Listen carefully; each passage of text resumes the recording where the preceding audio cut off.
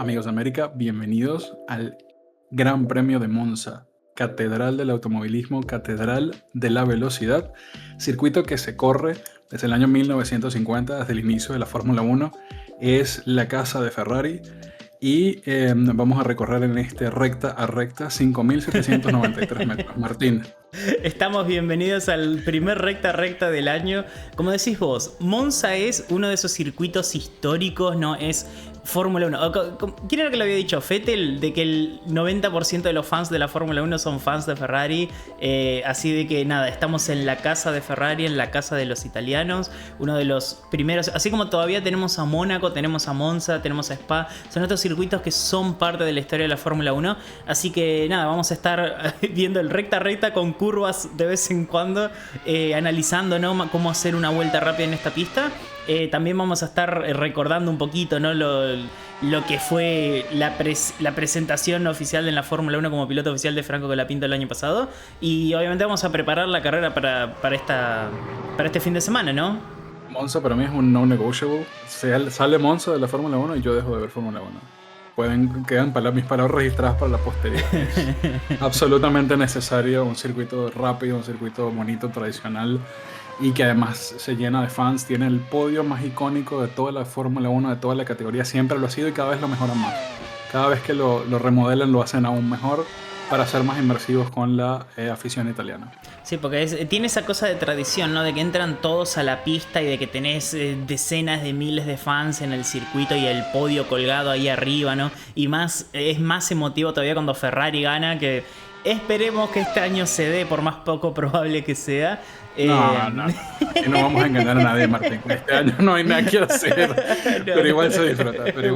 Va a ser 1, 2, 3 y 4 de McLaren, más o menos. Si el año pasado ya dominaban acá, imagínate lo que va a ser este año. No, estamos al horno. Sí, no, totalmente. Así que bueno, Manu, vamos al curva a curva. Recta, te corrijo, pero sí, vamos. Vamos al recta a recta. Y bueno, Manu, acá estamos en la largada de Monza. Es una largada icónica no solamente en el mundo de la Fórmula 1, sino también en el mundo de los juegos, de los simuladores. Pregúntele a cualquier persona que juega juegos online con personas y se va a quejar de la curva 1 en Monza, porque es el punto donde, sea el juego que sea el simulador que sea, el auto que sea, la categoría que sea, por buen nivel, siempre hay quilombo en la curva 1. Y esto también pasa en la Fórmula 1, ¿no, Manu? Y ya cuando lleguemos ahí vamos a ver el porqué, porque es una curva muy cerrada, apenas, pero muy por nada entran dos autos, y muchas veces ni siquiera entran dos autos. Hemos tenido un momento histórico, ¿no?, donde definitivamente no entraron dos autos. Así que nada, eso es. En cuanto a la largada, a nivel distancia es bastante larga, debe pasar el medio kilómetro, deben ser como 600 metros más o menos hacia la frenada, quizás 700.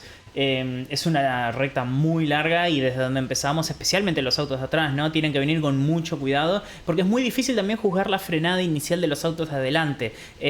Y si uno de los autos de adelante le erra la frenada, afecta a todo el pelotón de atrás. Así que vamos con la largada, Manu, a ver si tengo una largada de Norris otra vez. A ver, esta para mí es la recta de largada más icónica de todo el calendario. Sí, por lejos. Es una recta extremadamente larga y es una largada que se presta para muchísimos cambios. Al final de esta recta está la chicana más icónica también de la Fórmula 1. Así que vamos a comenzar. Vamos a comenzar.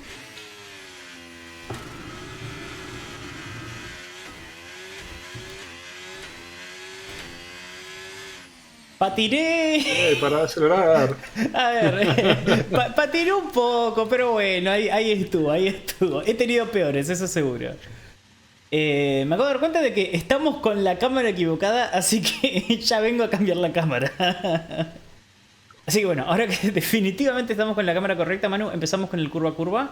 La primera frenada, que es una de las frenadas más icónicas, ¿no? Como decías vos, también es una de las frenadas más bruscas de la Fórmula 1 de todo el calendario, porque acá con estos autos se llegan arriba de 330 km por hora, ni hablar con otros autos históricos que pasaban los 360, ¿no?, acá en Monza. Tanto los autos de la generación anterior a la anterior, la que se usaron hasta 2016, como los autos de los 2000, ¿no?, con aquella vuelta mítica de que mencionaste vos de Juan Pablo Montoya en 2003, pasando los 360 km por hora. Entonces, La curva 1 se hace a 80 km por hora. Imagínense que en 140, 150 metros, que es donde se hace la patada inicial, tenés que pasar de 335 a 80 km por hora. Y todo esto con la chance de que haya un auto a tu costado, con un auto a la derecha. Entonces es una frenada muy brusca que tiene que ser muy controlada, es muy difícil de acertar y es muy fácil cometer errores. Por eso aquí hemos visto muchos errores de frenada, muchos despistes y hasta fallas mecánicas. No sé si te acordás aquella vuelta de... ¿Quién fue? Marcus Ericsson con el Sauber, que se le rompieron los frenos. ¿El DRS que le falló? Fue que falló el DRS, tenés razón. Falló el DRS, sí, sí. Y cuando frenó el auto se dio vuelta, la verdad es que fue... muy fuerte, muy brusco. Pero no, hagamos la frenada, curva 1, curva 2. Así vos, Manu, después te dejo hablar de momentos históricos acá. Lo particular de... Pero ya va, contestame una pregunta, Martín. Dale. ¿Qué es esa línea blanca que tienes aquí a la derecha? Aquí a la derecha tenemos la salida de boxes. Muy buen detalle que captaste, que también jugó un rol muy importante acá. Pero primero vamos con la curva. Lo particular de esta curva es de que, viste que vos normalmente, Manu, cuando vas en un auto de carreras o cuando ves los onboard, ponele, ¿no? El auto viene en octava y llega la frenada y van a escuchar Es como que hacen todos los rebajes de una, porque cuanto antes vos haces el rebaje, antes empieza a frenar el motor, ¿no? O sea, mientras más bajo es el cambio, más freno motor tiene... O sea, más te frena la velocidad del motor. Pero ¿qué es lo que pasa? Cada vez que vos haces un cambio, los neumáticos traseros, por milésimas de segundo, durante milésimas de segundo, se bloquean completamente. ¿Qué es lo que pasa con Monza y con la frenada de la curva 1? De que este es un circuito tradicional, es un circuito viejo con un asfalto que por más que haya sido reasfaltado, tiene características de circuito viejo. Entonces, en esta frenada está llena de pozos. Así como nosotros tenemos pozos en las calles acá de Argentina, que alguna que otra la están arreglando ahora porque se vienen las elecciones, acá en Monza también hay pozos. Entonces, si vos haces los rebajes bruscos en la frenada donde tenés pozos y se te traban esos neumáticos en los pocitos, lo que te va a pasar es de que el auto va a ir como pegando saltitos y va a dejar de frenar. La frenada no va a ser tan eficiente. Y es por eso que en la frenada de la curva 1 de Monza es uno de los pocos casos, no solamente de Monza, sino del calendario, donde estirás la frenada con el cambio alto. Entonces los primeros 60-70 metros van en octava. Y cuando pasen el cartel de los 100 metros van a escuchar ta ta ta ta ta ta ta. Es como una ametralladora de rebaja, ¿no? Ta, ta, ta, ta, ta, ta. Porque lo hacen por eso. Es más eficiente el Monza frenar en octava y que el freno motor no frene tanto, pero que la frenada mecánica del neumático sea mayor, que meter los rebajes, pero que esas mini bloqueadas te van haciendo estirar la frenada. Es por eso que acá van a ver que muchos autos frenan y quedan en octava como unos 50-100 metros. Como... Es por eso, es porque hay muchos pozos en la frenada de la curva 1 y es más práctico para los pilotos estirar el rebaje de frenos. Y ahora sí, Manu, lo que vos mencionabas, que acá tenemos la salida de boxes. No sé si querés hablar del gran ejemplo de qué es lo que puede pasar acá, porque no fue la única vez, esto pasa en todas las carreras, siempre tenemos pelea por posición acá saliendo de boxes, pero bueno, hay una en particular. Esa te la dejo a ti porque no me quiero quedar sin garganta para relatar lo que pasó en la prima variante del año 2021, donde casi tuvimos una fatalidad. Pero bueno, sí, te cuenta esa salida de boxes. Bueno, sí, lo particular de la salida de boxes es que, como pueden ver, es en la mitad de la recta. De hecho, muchas veces se ha dado que venían dos autos peleando por posición y aparece un tercer auto saliendo de boxes y tienen que encontrar el hueco, la forma de entrar tres autos acá que apenas entran, ¿eh? Y muchas veces el piloto que venía atacando en la vuelta tiene que levantar porque no podés cruzar la línea blanca si viene un auto saliendo de boxes. Entonces, ¿qué es lo que pasa? Eso, que el auto saliendo de boxes encima tiene la cuerda de la curva 1, porque la curva 1 es hacia la derecha, y muchas veces pasa de que tenemos esa pelea de el auto saliendo de boxes con neumáticos fríos contra el auto que viene en pista con neumáticos calientes, mejor frenada, pero peor trazada, y hemos tenido peleas fantásticas acá. Una que yo me acuerdo, por ejemplo, era Valtteri Bottas con Kimi Raikkonen en 2017, Mercedes contra Ferrari, que también fueron, los dos sí lograron entrar en la curva 1 y la curva 2, porque eran Bottas y Kimi, pilotos con otro nivel, con otro estilo de manejo, pero después también... Caballerosos, un poco más decentes. Claro, bueno. Y después tenemos ejemplos como la de Monza 2021, donde Hamilton y Max Verstappen, digamos que no se dejaban mucho espacio en la pista, ¿no? Tampoco espacio se dejaron, que tuvo que pasar uno por encima de otro, literalmente. Tenemos a Hamilton vivo hoy en día por la existencia del Halo y del Hans. Fue un accidente bastante atroz. O sea, yo cuando vi el accidente no podía creer el desastre que estaba viendo en ese momento. porque no tenía sentido. A ver, estos autos son muy, muy grandes. Monza, como lo mencionas, es un circuito que es más a la antigua. De hecho, se puede notar bastante que el ancho del circuito no es el ancho usual de los tilcódromos o de los circuitos un poco más modernos, y mucho menos para unos autos de este tamaño.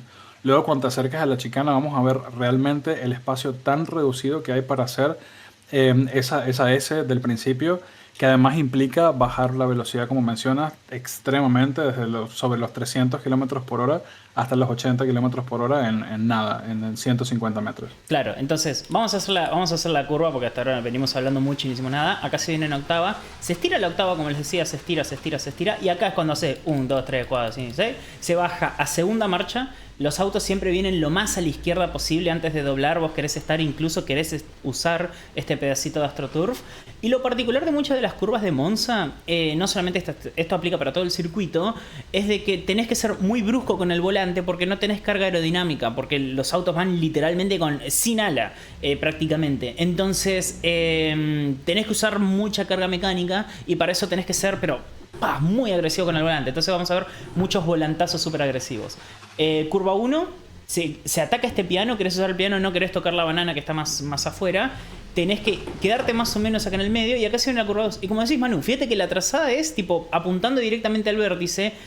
Es muy difícil que entren dos autos. O sea, si no son Bottas y Kimi Raikkonen, no, o sea, tienen que ser pilotos vieja escuela nomás que hacen funcionar esto. Quizás Hamilton con Alonso. Pero cualquier dupla de pilotos jóvenes como Ocon y Colapinto no entran dos. Tipo, literal no entran dos autos acá. Entonces, y fue lo que pasó en el 2021 justamente. En este caso, Hamilton venía delante de Verstappen y estaba tratando de cerrar el espacio en la curva 2 para que Verstappen no pasara. Verstappen creo que en ese momento no creía en las leyes de la física, de que dos objetos no pueden ocupar el mismo espacio al mismo tiempo, y él siguió la trazada que originalmente planeó sin considerar la presencia física del auto de Hamilton, de esa Mercedes, en el año 2021. Terminó encaramándose encima de la cabeza de Hamilton. Si no hubiese sido por el halo, hubiese sido un accidente bastante grotesco y completamente atroz de mirar. Y este fue el accidente que definitivamente probó por qué tenemos hoy en día el halo. Y sí, básicamente eso fue lo que salvó la vida de Lewis en ese momento, de esa atrocidad que cometió Max. Sí, a mí siempre me sorprendió de que todo el mundo habla de Silverstone 2021, lo cual fue un intento de asesinato a mano armada por parte de Lewis Hamilton. Lo mandó a Max Verstappen contra el muro. Tuvo su viraje en la curva, no se defiende de esa manera, injustificable. Pero siempre me sorprende lo poco que se habla del hecho de que Max Verstappen literalmente le aceleró a fondo en el casco a Lewis Hamilton. Y la foto del casco con la cubierta marcada en la punta del casco de la acelerada de Verstappen es una foto que no se ve mucho, no es algo que literalmente no se habla. Obviamente Hamilton salió caminando, pero es porque el neumático no estaba aplicando toda la presión encima porque estaba el halo, como decís vos. Pero si no existía el halo, ¿cuánto torque tienen estos autos? Tipo, no sé, cientos de newton meters de torque le hubieran sido aplicados en el cuello de Hamilton. Entonces, sin el halo y sin el Hans, 20 años antes, tipo, plap, le hacían snap al cuello y perdíamos a Luis en el momento. Así que eso es asqueroso, ¿no? Lo que hizo Verstappen en ese momento. Una lástima que no se hable tanto, pero bueno, al fin y al cabo no tuvo repercusiones. Y con respecto a la maniobra en sí... Eso, dale vos. Sí, bueno, dicho eso... y bueno, dejar de hablar un poquito del accidente. La prima variante, que es esta chicana que está aquí, es una zona del circuito en la que vamos a ver muchísima acción, Martín, porque es el final de la recta de DRS más larga de todo el circuito probablemente. Y aquí es donde se ve acción, porque como la frenada es tan brusca, vamos a ver pilotos iniciando la maniobra de adelantamiento en la curva 1. Para culminarla en la curva 2, tienen que salir muy bien traccionados en esta parte. Claro, y bueno, el último comentario que voy a hacer con respecto al accidente, que es en general, en realidad es, vos viste que yo acabo de hacer la curva 1 y mirá la dirección en la cual está mirando el auto. Yo acá no hice nada raro, tipo, esta es la trazada, en esta dirección va a estar mirando el auto cuando está haciendo la trazada normal, y la realidad es que a la izquierda no entra otro auto.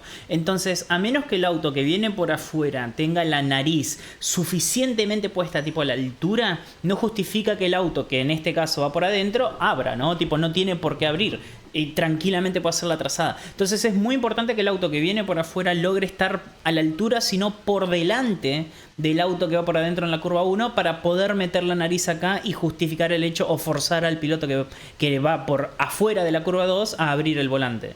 Así que eso, Curva 1, ya lo hicimos, usar todo el piano, enseguida venís acá diagonal, curva 2. Lo interesante de esta curva es de que no solamente que podés atacar el piano, tenés que tratar de evitar la banana, sino que acá hasta querés un poquito de sobreviraje, porque lo importante de acá es la tracción de la salida de la curva 2, como vos decías, porque acá viene una aceleración muy importante. Entonces muchas veces los pilotos buscan ser agresivos con el acelerador para que el culo rote hacia la derecha y el auto se ponga derecho lo antes posible, porque acá la prioridad es estar en esta dirección y darle a fondo al acelerador lo antes posible. Es lo importante de la curva 2. Entonces, la frenada de la curva 1, lo importante es preparar la curva 2 para rotar bien el auto anticipadamente y salir pisado acá saliendo de la curva 2. Y con esto vamos a también una aceleración muy importante.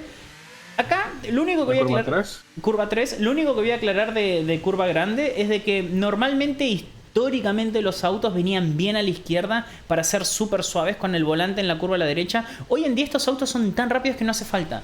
Y al contrario, la prioridad de curva grande pasa por hacer la mezcla de la mayor suavidad con el volante y con el recorrido más corto. Porque aunque no lo crean, esos 2 o 3 metros extra que te vas para la izquierda te pueden costar tiempo. 1 o 2 centésimas, pero cada centésima cuenta acá. Es por eso que no van a haber autos yéndose completamente para la izquierda, sino que se van a quedar acá en el medio de curva grande. Acá sí, lo único que querés es suave, no querés tocar el piano interno, querés mantenerte bien cerca del piano. Acá lo mismo que les decía, hoy en día los autos son tan rápidos, tienen tanto agarre de que perdés tiempo yéndote ancho, entonces los autos se vienen bien en el medio e inmediatamente se van para la derecha para la frenada de... ¿Cómo se llama esta variante, Manu?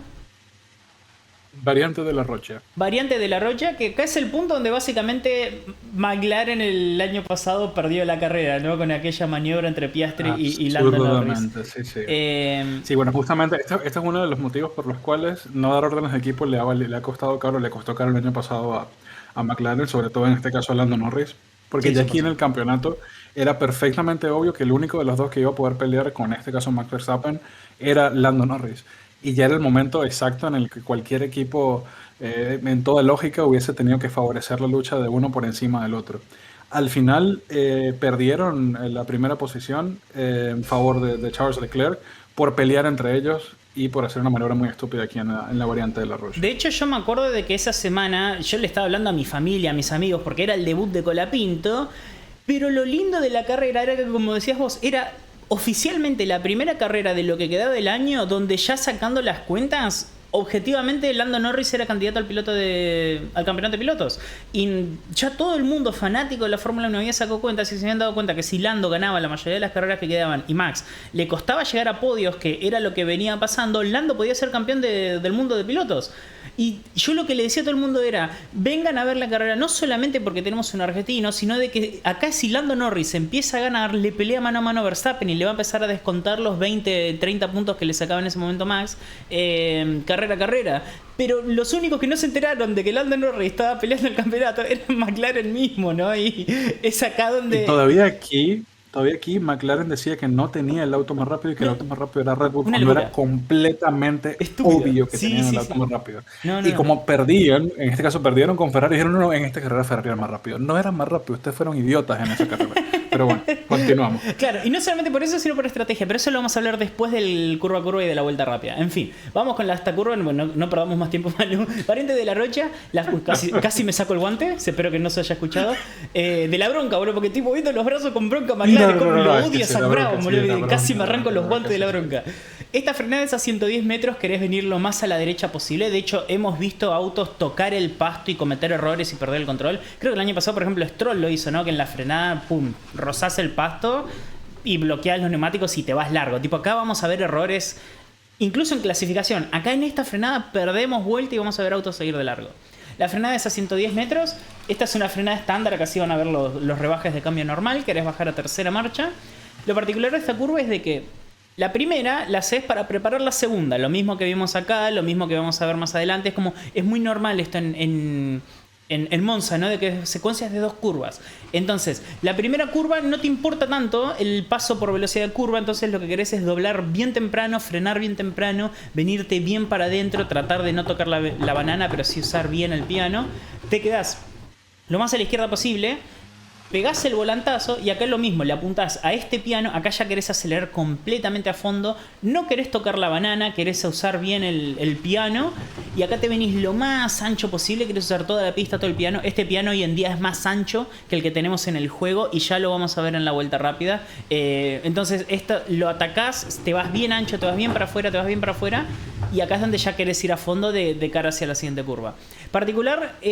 Cosas particulares de esta variante, acá también podemos llegar a ver sobrepasos. Tiene la misma característica que la curva 1 y la curva 2, de que no apenas entran dos autos, pero muchas veces lo que pasa es de que los autos, ponele, ¿no? Un auto ataca en la curva 1 y en la curva 2 y logra pasar, pero sacrifica la tracción saliendo de la curva 2. Entonces el auto que acaba de ser pasado va en la succión durante curva grande, estira la frenada entrando en variante de la Roya y llegan los dos autos lado a lado. Tipo, muchas veces hemos visto estas peleas y eso es lo lindo de Monza, Manu, de que tenemos estas peleas tradicionales, ¿no? Sin DRS, sin tantas ayudas, sino que es la pista te permite pelear por posición. La pelea.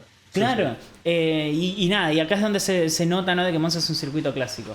Acá seguimos, acá ya oficialmente estamos en sector 2, no lo mencionamos, antes de la variante de la Rocha, que es curva 4 y curva 5, ya entras en sector 2, así que oficialmente acá estamos en sector 2. Acá vamos de la cara derecho a la curva 6, que es, Manu, nombre. Aquí tenemos al Lesmo, las dos curvas del Lesmo, Lesmo 1, Lesmo 2. Lesmo 2, claro. Este es Lesmo 1. Curva 6 es Lesmo 1 y curva 7 es Lesmo 2. Acá van a llegar los autos en sexta marcha. No se asusten si algún auto sí sube a séptima. No se asusten si acá escuchan un auto yendo tipo... A ver, espera. Con este ruido de motor. Porque se estira la sexta con de todo para no meter el cambio porque es muy cerquita la frenada. Entonces, pasando el cartel de 50 van a rozar el freno. Es una de esas frenadas muy suaves donde la prioridad es mantener el auto estable para usar la carga aerodinámica que tiene el auto. Se frena muy tarde y se entra frenando a la curva. Tipo, acá todavía querés entrar con un pelín de freno. Doblás y vas a sentir como que el auto se te va de golpe para adentro. Es normal porque esta curva, fíjate que tiene como un poquitito de peralte, tiene un poquitito de ángulo y te tira el auto hacia el piano. No querés tocar este piano interno. Si tocas este piano interno puedes llegar a perder el balance de la carga aerodinámica y te va a sacar el auto para afuera. Acá ya van en quinta completamente a fondo. Muchos ya meten sexta acá. Querés usar lo mismo toda la pista. Acá hemos visto también autos yéndose ancho y perdiendo la vuelta porque venís con tan poca carga aerodinámica que entras un poquito pasado y le rasas la curva. Es como que no hay forma de recuperar. O levantás el acelerador y perdés la vuelta, o te vas ancho y perdés la vuelta. Entonces una vez que acelerás, tipo, tenés que estar 100% seguro de que vas a hacer la curva con la mayor velocidad. Acá volvemos rápido para el medio. No queremos quedarnos mucho en el piano.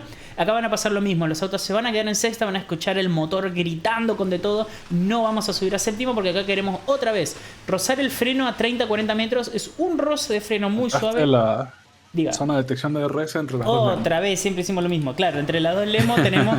A ver, allá está la raya blanca. Ahí está. Ahí está. Esta es la zona de detección de DRS de la primera zona de DRS de la vuelta, ¿no? Entonces, lo mismo, acá viene en sexta, pum, grita el motor, 30 metros, rozamos el freno, bajamos a quinta, tiramos el auto bien agresivo para adentro en cuanto al volante, pero queremos ser suave con los pedales. Es como que querés ser agresivo con la carga mecánica del auto, pero querés ser muy suave con el tema del acelerador y el freno, porque si sos muy brusco y plantás el auto muy para adelante, que si la patada inicial del freno es muy fuerte, vas a desestabilizar el auto. Entonces querés mantenerlo lo más estable posible con los pedales. Acá se hace en quinta. Querés rozar un poquito este piano, pero no te querés montar mucho. Y acá nos vamos completamente ancho. Acá es donde muchos se acordarán que Franco perdió su segunda vuelta rápida de la Q1, que es donde venía para meterse en Q2 básicamente, pero acá se fue ancho. Y ese es el ejemplo de cómo se pueden anular vueltas acá. Y bueno, Manu, que tenemos Fórmula 2 este fin de semana, es muy normal de que esta zona esté llena de leca, porque la cantidad de autos que se van ancho acá constantemente es muy normal, porque es muy fácil entrarle pasado al Lesmo 2 y simplemente te saca, ¿no? Te escupe hacia afuera de la curva el auto y es muy difícil volver y mantener los neumáticos sucios. Acá tenemos DRS, pum. Acá en Fórmula 1 rara vez se pasa hoy en día porque tenemos la secuencia de Roger y Lesmo de que son curvas bastante rápidas, ¿no? De dos curvas de quinta seguidas que el aire sucio se siente mucho. Entonces hoy en día este DRS, si venís en zona de DRS, se usa más para acortar distancias que para pasar. Un gran ejemplo de lo difícil que es pasar acá es la victoria de Pierre Gasly, ¿no? En con el... ¿Qué fue? ¿2020? Sí, fue en 2020 que lo venía atacando Carlos 2020, Sainz. sí. Claro, y acá él llegaba a estar muy cerca, pero nunca lo pasaba. Y después volvía a pasar lo mismo en Ascari, que es la secuencia de curvas que viene ahora. Y como que nunca podía entrar en ese rango de pasar. Entonces acá es muy difícil de pasar. Acá terminamos el sector 2, fin del sector 2, entramos al sector 3. Bueno, Manu, ya lo spoileé, pero ¿cómo se llama esta secuencia? Y tenemos la variante Ascari, que estas dos curvas siguientes, igual de míticas. Lo particular de Ascari con respecto al juego es que los pianos no están actualizados. El año pasado tuvimos algo muy lindo que fue de que actualizaron los pianos de Ascari. Ahora voy a mostrar cómo eran los pianos de acá en el juego y cómo son ahora. La frenada es más o menos 110 metros. Esta es una frenada también... estándar tradicional de pa, querés bajar los cambios ni bien podés. Acá sí que no hay tanto bache, entonces querés ser un poquito más agresivo con los rebajes para estirar la frenada. Vas a venir en cuarta, doblás para la izquierda y querés usar este piano. Acá en el juego este piano es más o menos usable, pero hoy en día lo estiraron. Básicamente el piano llega hasta las bananas, entonces podés montar el auto acá y atacar con de todo y recortar mucha distancia. Entonces querés ir bien adentro, obviamente querés mantener los neumáticos derechos adentro de la raya blanca. Acá tenés que empezar a acelerar, pero con mucho cuidado. Acá todavía no se puede ir completamente de fondo. Si vas a fondo... y justo haces la transferencia de peso de derecha a izquierda, lo que va a pasar es de que podés llegar a perder el tren trasero, podés llegar a patinar los neumáticos, porque no tenés carga aerodinámica como en otra pista. Entonces acá querés ser muy suave con el acelerador mientras haces la transferencia de peso de... Bueno, cuando vos doblás a la izquierda el peso está a la derecha, entonces cuando haces la transferencia de peso de derecha a izquierda, una vez que sentís, o bueno, que el piloto siente que tiene el peso a la izquierda del auto, ahí sí ya puede ir completamente a fondo. Lo particular de este piano, como les decía, es de que fíjense de que acá el piano está plano y después que se pone, ¿no?, como esta canaleta. Hoy en día este piano canaleta no existe, sino que toda esta curva tiene el piano plano tradicional donde te podés atacar y te podés montar. Entonces vamos a hacer de cuenta que está ese piano nuevo que existe ahora acá en Monza. Básicamente venís con el auto acá. Estas bananas no existen más. Entonces venís acá, atacás piano. Esto ya es todo a fondo, completamente a fondo. Y acá sí, doblás para la izquierda. Otra vez, acá hay piano plano, atacás a fondo y salís hacia la recta. ¿Que tiene nombre esta recta? ¿La recta opuesta? Recta opuesta. Recta opuesta se llama... Okay, Backstraight, sí, sí. Ok, la recta opuesta. Acá obviamente querés hacer todo a fondo. Lo particular de Ascari es de que una vez que transferís el peso de derecha a izquierda, esa aceleración, tipo... es a fondo todo este tramo, o sea, la curva 10, porque Ascari es curva 8, 9 y 10, ¿no? La curva 9 y 10 ya se hace todo con la misma aceleración hasta esta frenada de la curva 11. Entonces es muy importante que esa aceleración, que ese punto donde vas a fondo sea preciso, porque si le errás y te pasas una curva y tenés que levantar, perdés velocidad y perdés tiempo a lo largo de toda esta recta opuesta. Y con esto llegamos a la última curva de la pista, que antes era la parabólica, pero hoy en día tiene otro nombre, Manu. Alboreto, la curva Alboreto se nombró en 2021, pero nadie le dice Alboreto. Yo le digo Michele Alboreto. Okay, yo digo Michele Alboreto porque sí. Gran piloto de Ferrari, gran piloto italiano, tiene mucha historia. Es un piloto que merece el reconocimiento, pero por tradición y por costumbre, creo, más que nada, muchos le siguen diciendo la parabólica, ¿no? La parabólica, y además que justamente es una curva parabólica la que viene a continuación. Claro.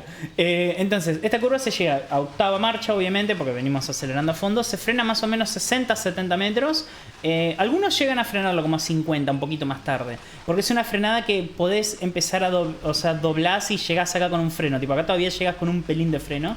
Se baja a quinta marcha. Acá querés que el auto se vaya solo. Tipo, hay un pedazo en un tramo donde no querés ir ni con acelerador ni con freno, sino que simplemente querés que el auto haga como coast a lo largo de la curva. Y una vez que llegas al vértice, sí, querés acelerar. Es una aceleración que tenés que ser rápido, pero no brusco. No tenés que ser lineal, sino que querés llegar a fondo lo antes posible, pero no puedes hacer tipo ¡ta! Entonces tenés que ir como ¡opa! Y en el momento donde llegás a fondo, lo acelerás a fondo. Te vas, usás toda la pista, te vas bien ancho, usás absolutamente toda la pista. Vamos a ver muchos autos irse con 2 ruedas al AstroTurf. He llegado a ver autos que se van con 4 ruedas al AstroTurf, lo cual te hace perder la vuelta. Eso pasa cuando aceleran muy temprano, ¿no?, en el vértice. Fíjate que ahí me anularon la vuelta acá en el juego, pero bueno, no es lo ideal. Acá querés venir para adentro, no querés tocar ese piano. Lo particular también que tenemos es... bueno, esa... justo acabo de pasar, mira, me acordé justo cuando lo pasé. Esta es la línea de zona de detección de RS, ¿no?, que hoy en día está bastante atrasada, tipo, está en la recta ya. Entonces es muy importante también cuando venís siguiendo de hacer la parabólica con una trazada distinta para no tener aire sucio y mantenerte lo más cerca posible del auto que venís persiguiendo, porque acá está la zona de detección de RS. Otra cosa en particular también es que tenemos la entrada a boxes acá, que querés venirte a la derecha lo antes posible para, uno, no darle succión a los de atrás, y dos, dejar bien en claro que vas a entrar a boxes, porque acá tenés que empezar a frenar y vos fíjate que todavía estás con la mitad del auto en la pista, ¿no? Entonces es una entrada a boxes particular, y bueno, lo único que queda por acá es seguir acelerando. Llegas a octava marcha y justo tenemos, casi en la misma línea, tenemos el final de la vuelta e inmediatamente un par de metros adelante la zona de DRS, que como dijiste vos, Manu, es una de las zonas de DRS más largas del calendario, y con esto ya podés ir a atacar hacia la curva 1 en la siguiente vuelta, ¿no? Porque acá ya terminamos con la vuelta del circuito de Monza. Es un circuito que ha visto victorias muy emotivas a lo largo de la historia. En el 96 fue la primera victoria de Schumacher con Ferrari en Italia, lo cual volvió locos a los tifosi y los unió de por vida al destino de Michael Schumacher.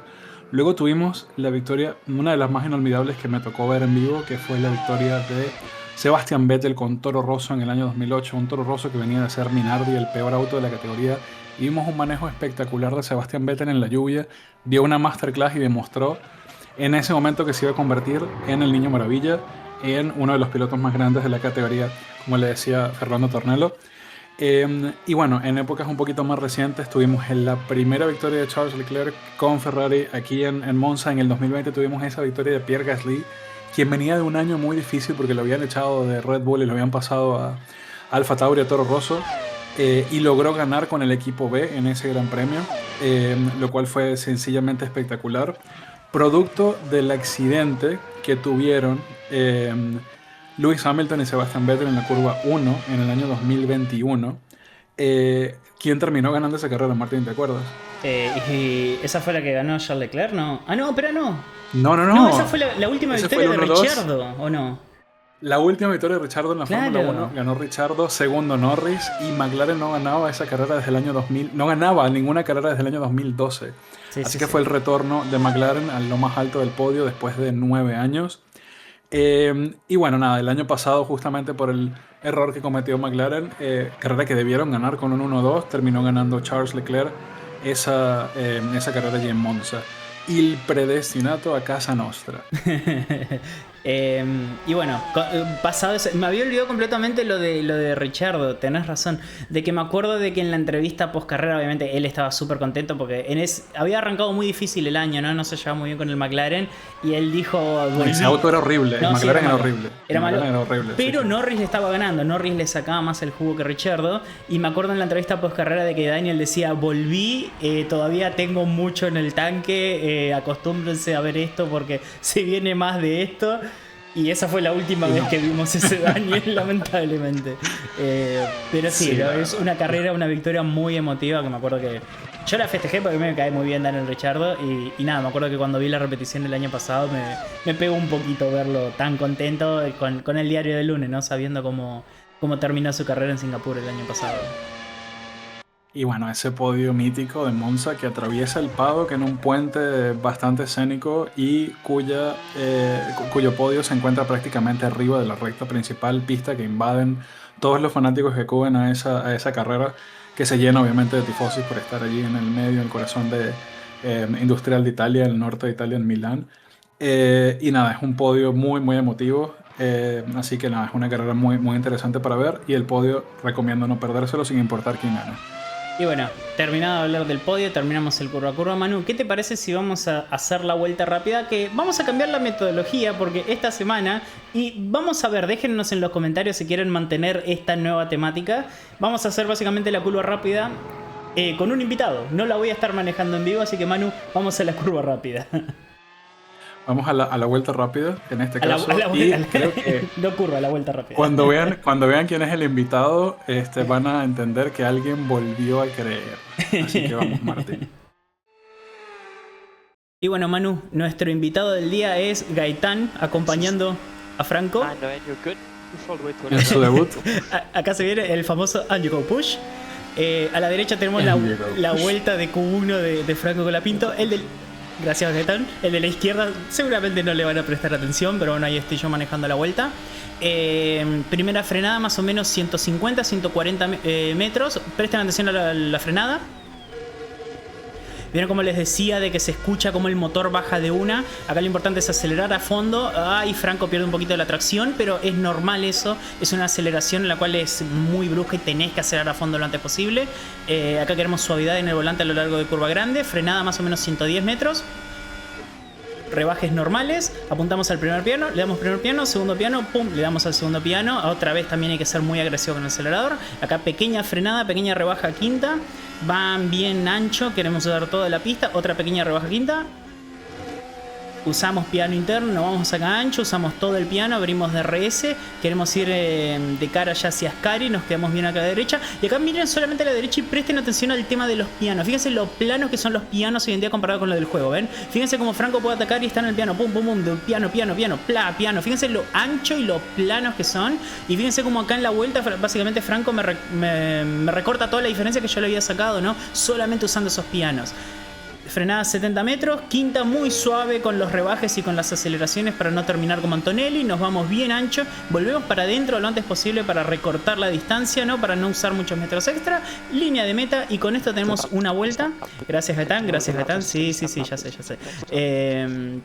Y con esto tenemos una vuelta rápida de Monza, ¿no? De que en esta vuelta de Franco había sido un 1.21.0, creo, de que había quedado un par de décimas y bueno, que anuló la segunda vuelta yéndose ancho en Lesmo 2, que con esa vuelta Manu tranquilamente le daba para meterse en Q2, muy probablemente, no sé si tranquilamente, pero muy probablemente le daba para Q2. Así que nada, eso es una vuelta muy rápida, que todo pasa muy de golpe, que las velocidades tienen que ser siempre, las velocidades vértices tienen que ser muy altas y que es muy fácil también cometer errores, ¿no? Como ya lo vimos, tanto de aceleración como de frenada, bloqueadas, pasarse de pista, irse a la leca. Es una pista muy difícil, es una clasificación muy interesante. También en la clasificación tenemos lo particular, ¿no? Del aire sucio y de la succión, que si podés darle la succión extra a tu compañero de equipo, podés llegar a darle alguna que otra centésima o décima extra. Entonces suele ser como un juego psicológico, ¿no? Durante la clasificación, así que eso es un sábado muy entretenido y una carrera aún más entretenida suele serlo, Manu. Y bueno, esa parabólica, tú recordabas esa metida de pata de Antonelli, pero yo te recuerdo una peor, la de Bernd Maylander en el safety car, que también le pasó exactamente lo mismo en ese año. No. Pero la de Maylander fue distinta, porque él frenó, se dio cuenta que no tenía frenos y en vez de irse al muro de frente, el muchacho puso el auto de costado, lo tiró para el otro costado para derrapar, para darle al muro de costado, para no lastimar a su copiloto. Él se aseguró de darle al auto tipo de su lado. El nivel de control que tiene Bernd Maylander para hacer todo eso en 100 metros. No por variar el pobre Kimi Antonelli. No. A Bernd Maylander lo defiendo. No sabemos si Kimi Antonelli va a poder correr este gran premio. No sé si viste la noticia, Martín. A ver, ¿cuál es la noticia, Manu? Parece que le quitaron el pasaporte italiano. No tiene pasaporte el niño, después de lo que hizo en la carrera pasada. Pero bueno, dicho eso, vamos a ver qué es lo que va a pasar este fin de semana, Martín. ¿Qué es lo que va a pasar para Manu, para empezar, a nivel clima, ¿cuál es el pronóstico para este fin de semana? En clima soleado, verano europeo, solamente hay una pequeña probabilidad de lluvia para el día viernes, pero tanto la clasificación como la carrera se corren en seco. Muy bien. El tema neumáticos, tenemos los mismos compuestos de neumáticos que el año pasado, que son el C3, C4 y C5, que es la gama más blanda. Si ignoramos el C6, ¿no? De que es casi exclusivamente para circuitos callejeros. Entonces es la gama más blanda estándar que tenemos de Pirelli. El funcionamiento debe ser el mismo que el año pasado y las estrategias deberían de ser muy parecidas.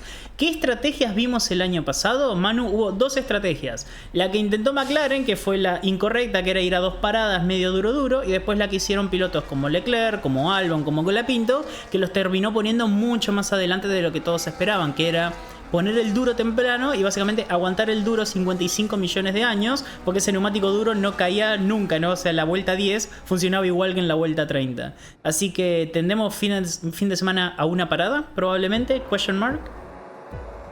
Puede ser.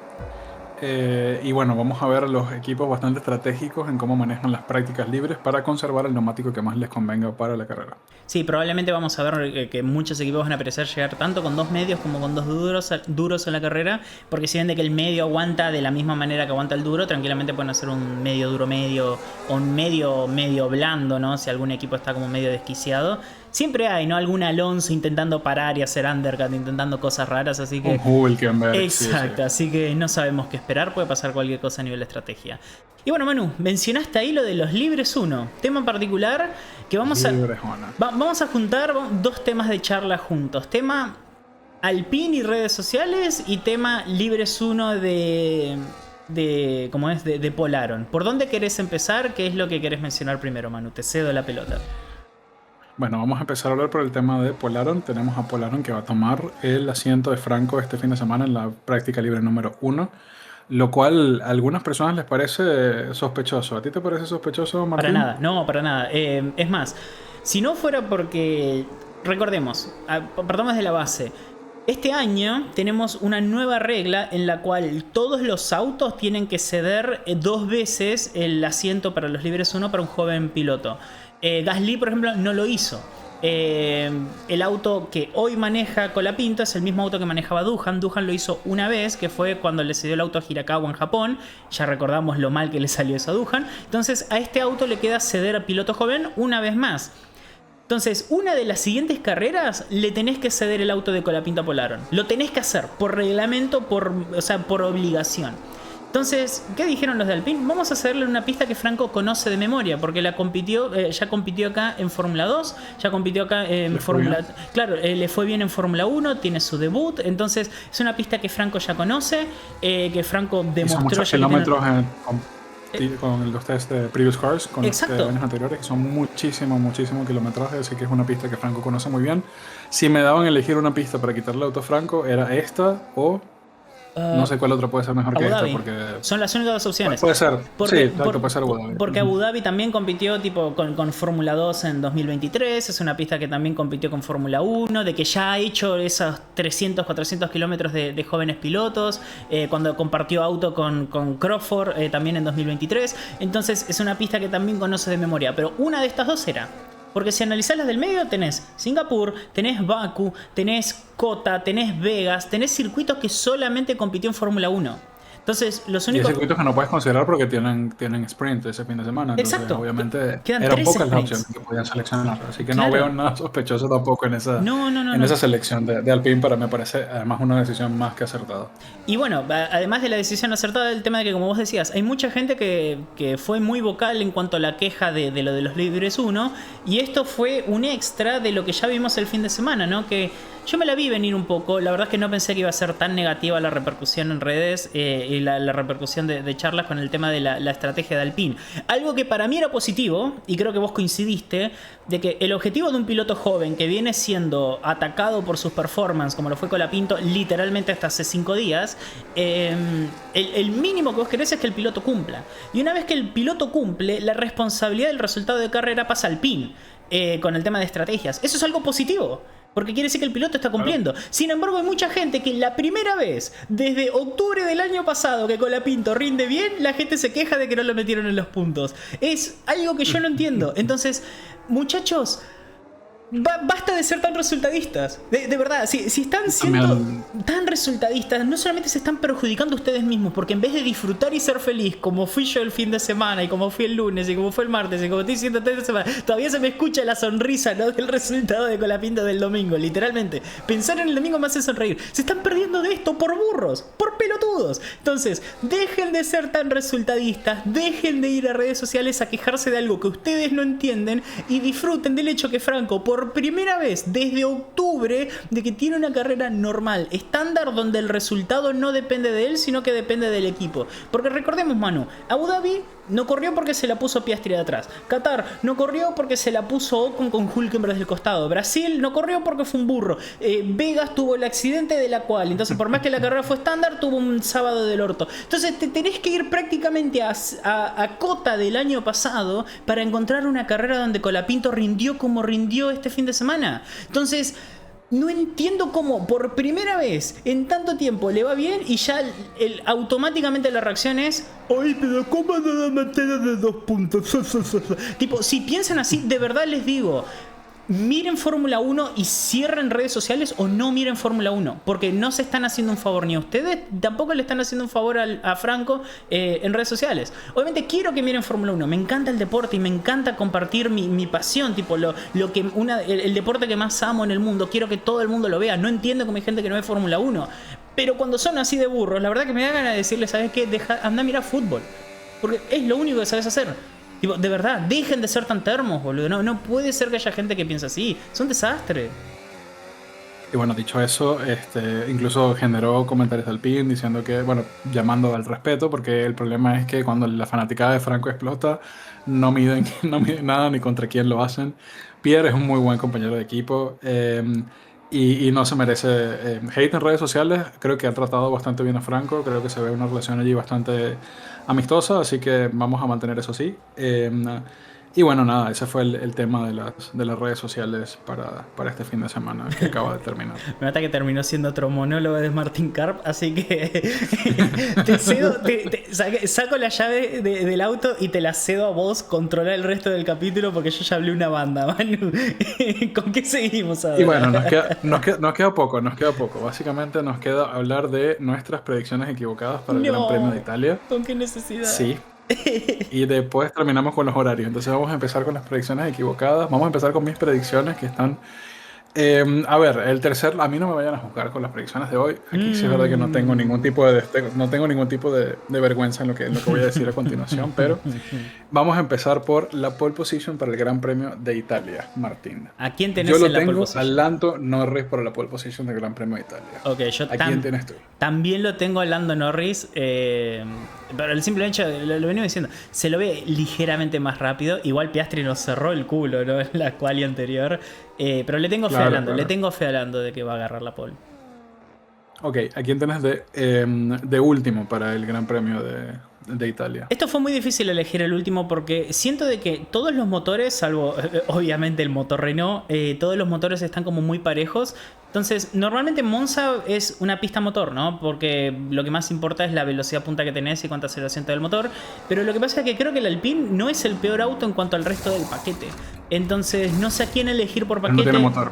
Claro, no, exacto. Y después todos tienen motor, pero tenemos autos con paquetes que no sabemos cómo van a estar. Porque no sabemos cómo va a estar el Aston, no sabemos cómo va a estar el Haas, no sabemos cómo va a estar el Sauber. Lo único que sabemos es de que Williams probablemente le va a ir bien y que el top 4 va a ser el mismo de siempre. El resto es como que está para cualquiera. Eso es lo que estaba reflexionando cuando estaba tratando de poner al último lugar. Es que la Fórmula 1 ahorita está tan pareja que es fácil de ponerle un dedo a alguien que va a estar peor el fin de semana. Y creo que es probablemente el fin de semana el que me ha costado más seleccionar a un piloto para ponerlo en el último lugar. Justamente porque está todo muy cerca. La Q3, la Q2, la Q1 se definen por nada, por milésimas de segundo. Sí, por milésimas entre los primeros pilotos. Entonces sí está bastante difícil esto y eso es muy bueno para la categoría. Y es por eso que por favor miren la clasificación, que suele ser una de las clasificaciones más caóticas, la de Monza. Dicho eso, último, me costó mucho, es una locura, la verdad es que muy jugado, pero lo puse a Hülkenberg, que es el piloto de sábado junto con Russell, son los dos pilotos de sábado, ¿no? Conocidos. Pero no sé por qué no le tengo fe a Sauber. Y sé que digo esto y van a puntuar los dos, ¿no? Porque ya vimos que... ¿Cuál fue? En Hungría o en Spa, ¿no? De que el Sauber estaban los dos para top 10. Pero nada, eso. Creo de que va a ser el último Hülkenberg. Hülkenberg. Yo pensé en Hülkenberg, pero luego me acordé de ese motor Renault y lamentablemente tengo de último a Pierre Gasly. Para este Gran Premio. Uno más jugado que el otro, ¿eh? Muy arriesgado. Y no, cada uno peor que el otro. Sí. Predicción Ahora, loca. vamos con Predicción loca. Sí. Bueno, aquí es donde empieza Manu Falopero para el fin de semana de Italia. Mi predicción loca es que vamos a tener un comeback de Sir Lewis Hamilton a partir de Monza. Opa, a ver. Un comeback. ¿A qué me refiero con un comeback? Vamos a ver un Hamilton que va a poner el Ferrari al ladito de Leclerc. Que no va a haber tanta diferencia entre los dos. Entonces, a eso me refiero con un comeback. Va a maximizar el auto este fin de semana, no va a cometer errores. Entonces, básicamente, para darte los 2 puntos o 3, no me acuerdo cuánto eran de la predicción loca, tiene que estar Leclerc-Hamilton o mejor. Si hay un auto en el medio de los dos, no se da. Ok, banco la predicción loca. Sí. La mía es menos, o sea, la mía es más específica, es no hay DNFs esta carrera. Creo de que van a arrancar los 20 autos y van a terminar los 20 autos la carrera, lo cual... O sea, no es una locura decir, pero hemos visto muchos accidentes a lo largo, ¿no?, de los años. Hemos tenido carreras muy caóticas, entonces lo considero lo suficientemente loco como para meterlo ahí.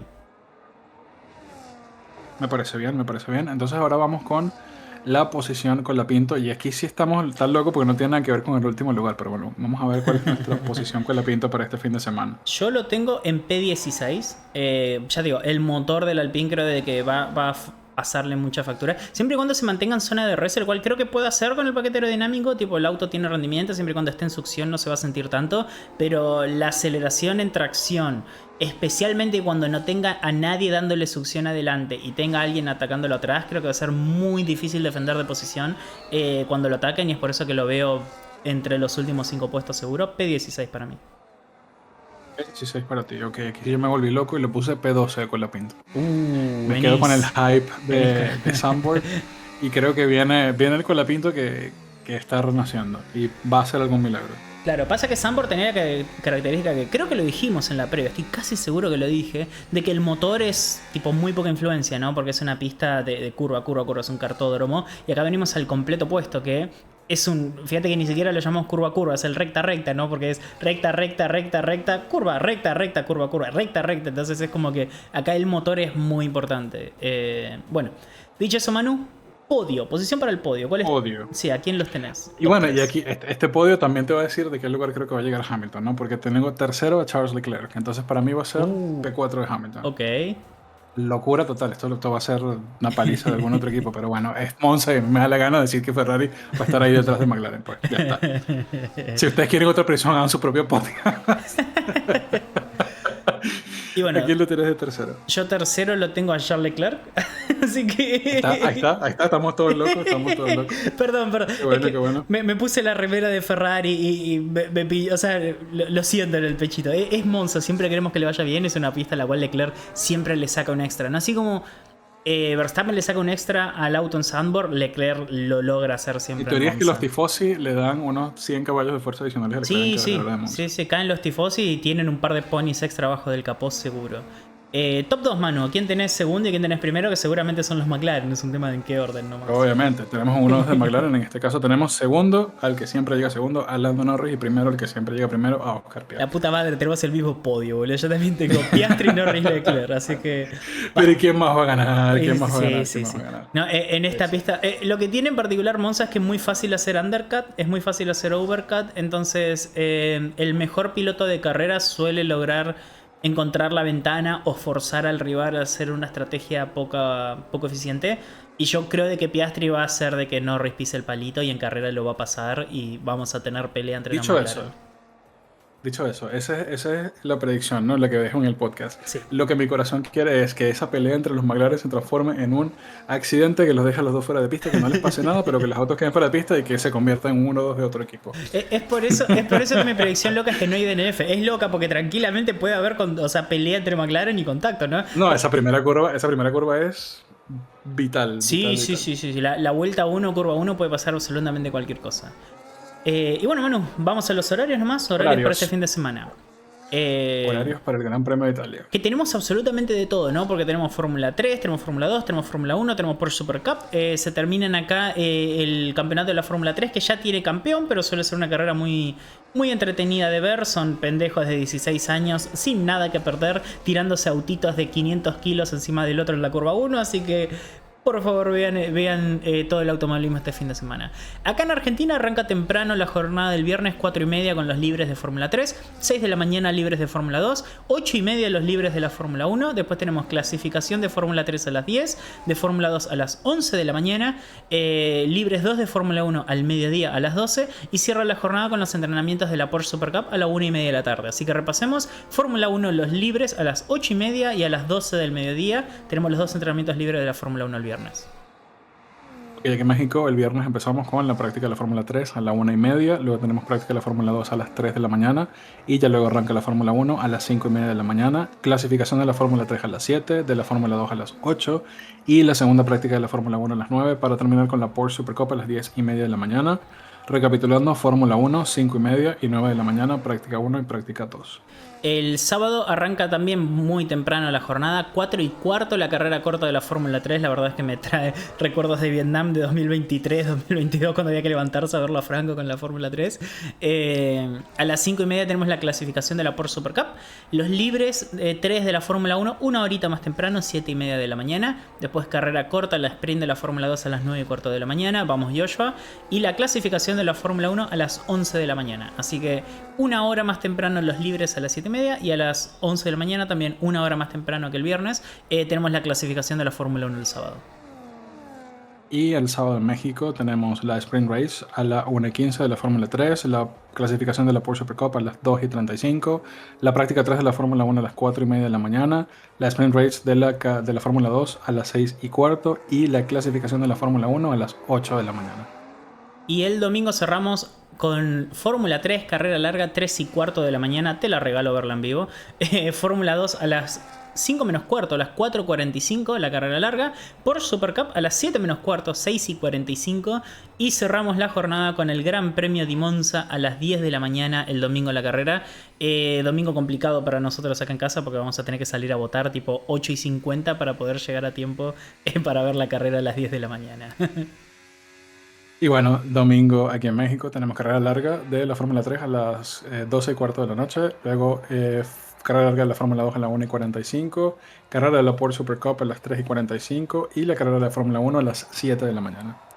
Y bueno, estos son los horarios para el... no sé cómo se dice uno en italiano. Tengo que agrandar mi repertorio de idiomas. Fórmula 1 Pirelli Gran Premio de Italia 2025. No sé, te lo regalo a vos el italiano, Manu. También te lo regalo, pero sí creo que se dice uno igual, así que Fórmula 1 Pirelli Gran Premio de Italia 2025. Ahí está, ahí lo tenés. No sé si se dice así 25, te lo juro que no sé, pero ustedes crean. Si hay un idioma que me esperaba que hables era el italiano. O sea, ese no te lo hablo, Okay. Yo lo único que me sé de italiano es el himno. Fratelli. Ah, bueno. No spoileemos porque quizás lo tenemos que preparar para el domingo. Hay que creer. Elijo creer. Elijo creer. Y con eso nos despedimos. Like and subscribe y nos vemos en el post Monza. Nos vemos el lunes.